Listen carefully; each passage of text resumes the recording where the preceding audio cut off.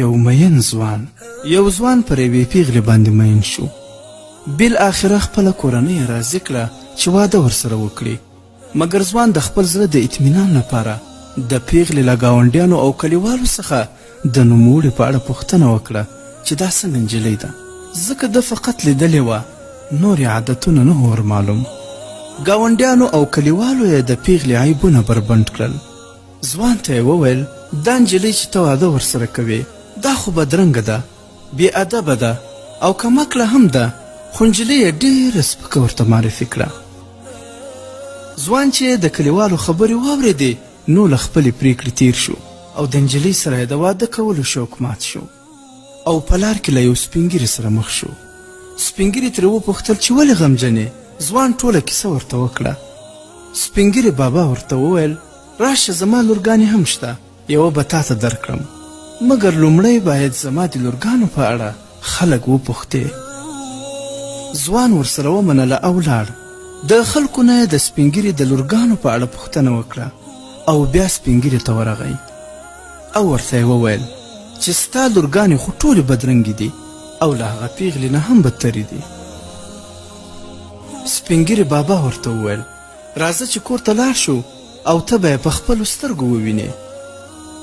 کله چې ځوان سپین ږیري سره کور ته لاړ نو یوازې یوه ځله بوډۍ یې کور کې وه چې د سپین ږیري میرمن وه او تر اوسه یې بچیان نه وه زېږولي. سپین ږیري ورته وویل وګوره زما لورګانې کله وې، زه خو فقط دلته یوازې د خپلې بوډۍ میرمنې سره ژوند تېروم، خو ما تا ته دا خلک در پیژندل چې د یو چا حقیقت به ور معلوم هم نه وي او نه به یې څوک لیدلی وي، خو چې پوښتنه ترې وکړې چې فلانکی څنګه انسان دی نو به له ځانه خبرې درته جوړې کړي. ځوان پوه شو چې خلک د هر چا په اړه لوند قضاوت کوي، د چا په اړه هیڅ معلومات هم نه لري، مګر عیبونه یې داسې راسپړي ته به وایه چې ټول عمر یې ورسره تیر کړی دی. د ځوان رنګ یو ځل بیا تازه شو او لاړ د خپلې محبوبې سره د واده پرېکړه یې وکړه او په خوشحالۍ سره یې واده ورسره وکړ.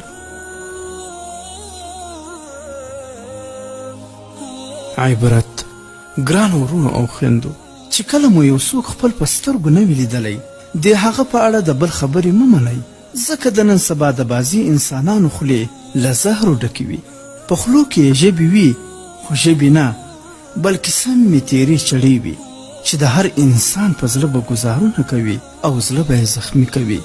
او بعضي انسانان خو دا عادت لري چې په بل پسې تهمتونه او غیبتونه او بدې خبرې کول خوند ورکوي، خو په دې سر نه خلاصوي چې آیا که هغه خبر شي چې ما ورپسې دروغ ویلي یا مې ورڅخه غیبت کړی نو څومره به یې زړه ازار شي.